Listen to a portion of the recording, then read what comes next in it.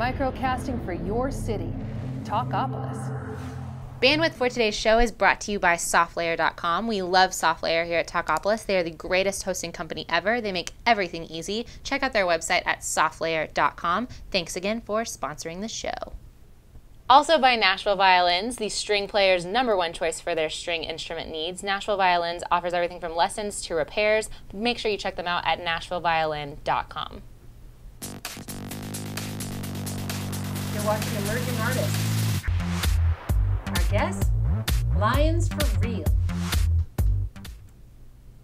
Howdy folks, I'm Greta Gaines. Welcome to Talkopolis and the show Emerging Artists. Our guests this week are the one and only Lions for Real. What's up, guys? Hey. Thanks for being here. Thanks for having us. It's very, very exciting to have you guys in the studio. Cool. What's been going on? How's Nashville treating you? Good, good. We're not me so much, but yeah? no, it's Why, fine. Andrew? No, it's a good format to talk about this. Yeah, there's a lot of stuff. No, it's going great. Yeah. But you're not a native. Are either one of you guys originally from Tennessee? Nope. No. I was born in Alabama. Whereabouts? Florence. Oh yeah. Russell Shoals area. We just drove down there the other day. Yeah. Beautiful drive down the Natchez Trace. Tell me about the coming together of Lions for Real, because you guys all came from other bands, right? We had The Loft, Mellow Down Easy, and The Good Side. So how did you come together and to form this newer group? Well, we were both Nashville-based bands. We were kind of touring acts. We just played the same venues. We just kind of met along the way. We became friends just because the same sense of humor. We're both idiots. And so when my band broke up, The Loft, I just kind of started following them around. They were playing tour dates and stuff. I just kind of jumped in the van with them and rode around and just trying to make myself a presence, and so he knew that I was ready to do something. Cool, you got the message. Yeah. How many years later, right, riding on the van? It was like 6 years later. I was I like, better get in the van with like, this guy. He's not going to leave. No, it was fun though. I mean, it's actually funny. We're playing Exit In Friday, this coming Friday, and my old band CD Release Party was at Exit In, and I hadn't seen these guys in forever. I look out in the crowd, right in front of me is him. And at the end of that night, ironically, at the CD release party of my old band, we ended up getting together like 4 in the morning and jamming for the first time. This band, we took about a year hiatus. Yeah. And then once my band hit the skids, he was still without a band. So we're like, let's just finally do this. And the drummer was also in The Loft with me. Okay, cool. So I've been in the band with him for. All right, so the bass player came from The Good Side. He was in the band called The Good Side, and they were a Nashville-based band too. And so how long has Lions for Real been around? A year? As an active band, a year. Yeah, about a year. So in that amount of time, you were able to attract Werewolf Heart Records. Yes. And so you're now signed to this indie label. We are. And you have a release coming out in the beginning of 2013. Sometime. I don't know if it's going to be at the beginning. Hopefully by summer at the latest. But have you made the album? We're recording it now. Yeah, as we go. And a little later, we're going to hear a song from this upcoming album, right? Yes. Okay, cool. So let's talk about the record label. Ryan Gosling, who you guys tell me is a pretty good musician and singer, is also on your label. And the label was kind of formed around his fame and his notoriety. The Notebook. And then there are just a couple other. You Sorry. said The Notebook. I'm sorry.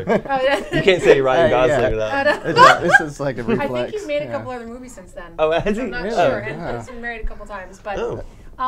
But you told me that that he actually sounds a little like Joy Division? Yeah. Yeah. It's weird. Like, you wouldn't expect that to come out of his... So have you guys performed with him?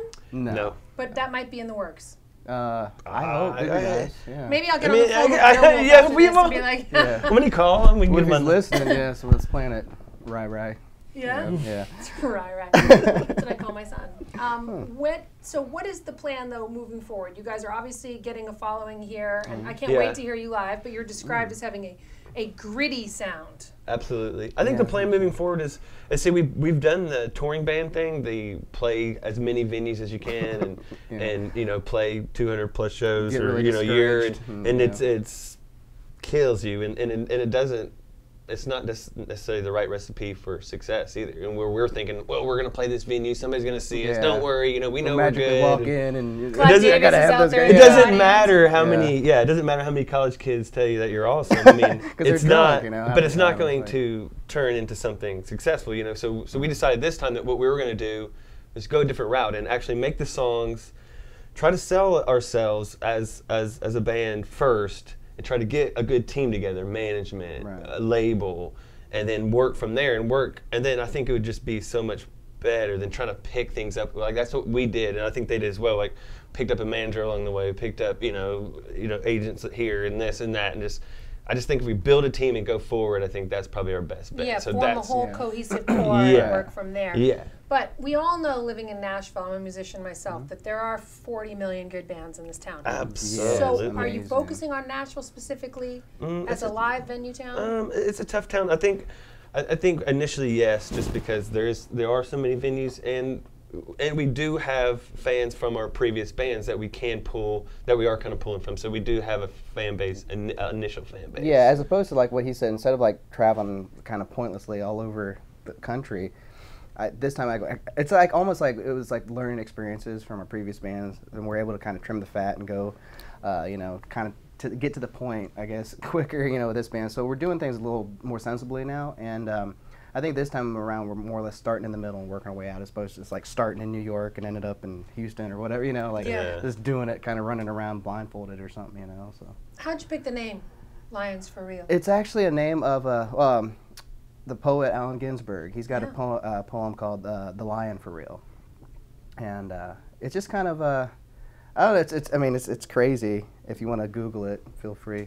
But yeah, it's pretty in depth and crazy. But it just, I don't know. It's always had some sort of a resonance with me, and I always like that phrase. And as soon as he said it for me, he said it for a band name. I just thought it was, I don't know. It just grabbed me, and I thought, yeah, let's do that. Yeah, I think that animals in band names is a good call already. Look at me think of. There's like Cage the Elephant. Yeah, that's true. Okay, anybody else? I don't know. I was trying to think of one on the spot. Put me on the spot. I think that's the. Black Crows. Yeah, Black Crows. Mm-hmm. Eagles. Let's see. Did you say the Bengals?